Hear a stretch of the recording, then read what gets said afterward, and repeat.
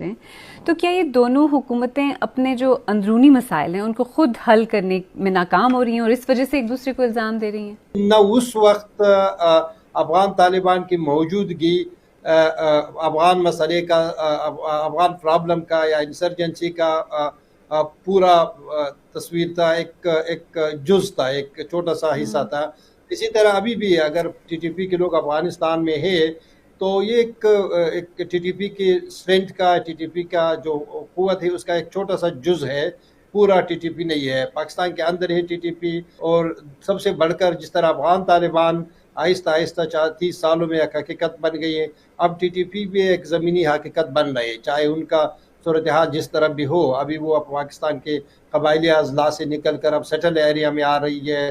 ٹھیک ہے کہ ٹی ٹی پی افغانستان میں ہے، لیکن پاکستان کے اندر بھی پاکستان کی فورسز تو ہے۔ جو ٹی ٹی پی پاکستان کے اندر ہے ان کے ساتھ آپ نے کیا کوئی مربوطہ حکمت علی بنائی؟ آپ نے ایک مرتبہ نکال دیا، افغان طالبان کے آنے کے بعد وہ دوبارہ واپس آ گئی۔ یہ واپس کیوں آ گئی، کہ اتنی جلدی سے کیوں آئی؟ یہ ایک پاکستان کے سیکورٹی اسٹیبلشمنٹ کے لیے ایک بہت بڑا سوالیہ ہے کہ ان کو واپس آنے دیا گیا یا وہ اپنی طرف سے آئے۔ چلیں ذرا کرم واپس چلتے ہیں۔ افغانستان سے اگر کچھ شدت پسند کرم میں آتے بھی ہیں، لیکن خود کرم میں بھی تو ایک فرقہ وارانہ کشیدگی رہتی ہے جسے باہر سے آنے والے ایکسپلائٹ کرتے ہیں۔ کیا کرم میں مختلف قبائل کے شیعہ اور سنی افراد کے مل جل کر رہنے کی کوئی امید نہیں ہے؟ اس فرقہ وارانہ کشیدگی کو کس طرح کم کیا جا سکتا ہے؟ میرا خود تعلق جو ہے ہنگو سے ہے، لیکن اب یہ حالیہ دنوں میں ہم دیکھ رہے ہیں کہ کچھ سالوں سے ضلع کرم میں تو لڑائی ہوتی ہے شیعہ سنی، لیکن جو قریبی علاقے ہیں وہاں پہ شیعہ سنی قبائل آپس میں جو ہے نا ایک پہلے سے معاہدہ کر لیتے ہیں کہ وہاں کرم میں جو بھی صورتحال ہوگی لیکن ہم یہاں پہ جو ہے نا آپس میں نہیں لڑیں گے۔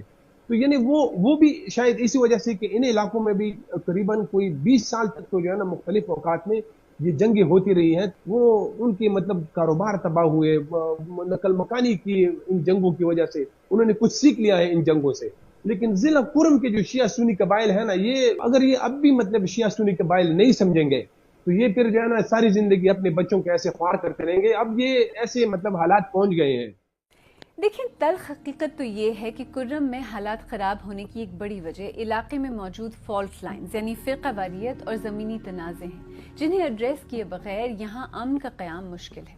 حالات کو مزید خراب کرنے میں افغانستان سے آنے والے شدت پسندوں کے کردار کو نظر انداز نہیں کیا